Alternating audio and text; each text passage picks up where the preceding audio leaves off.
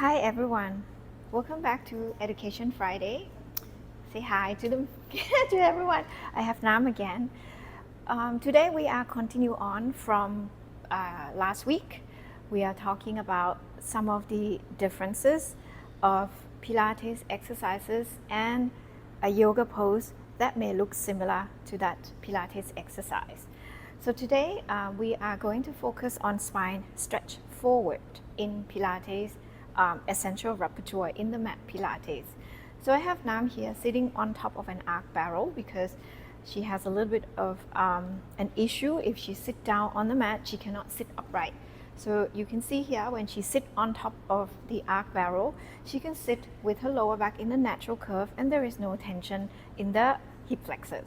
So I have a pole here behind her back just to give her some feedback, tactile feedback, okay?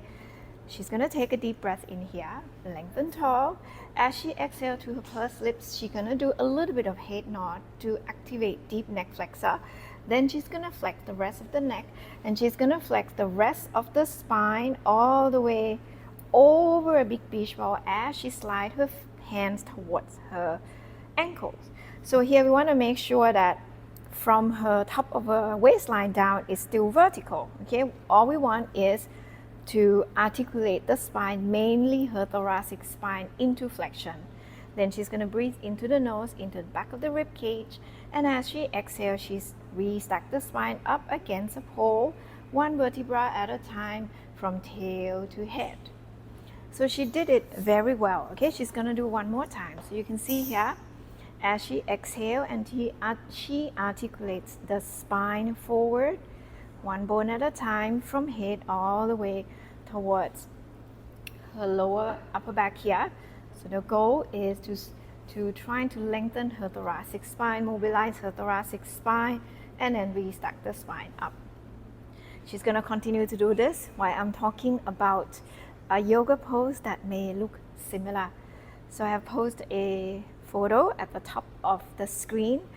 So you can see that in yoga, the goal is to lengthen the hamstrings, to stretch the hamstrings. So the type of the actions that she or she is doing is a hip flexion exercise. So that when you flex the hips forward, you're going to lengthen the hip extensor, and hamstrings is part of the hip extensor.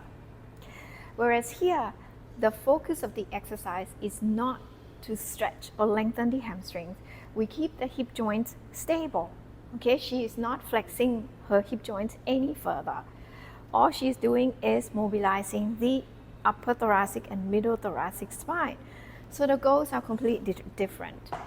Okay, so as long as you know what is the purpose of the exercise or pose, then you may choose to teach your client accordingly.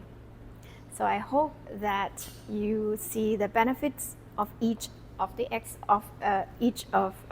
two methodologies and then begin to utilize it appropriately. Be sure to come back for the next session.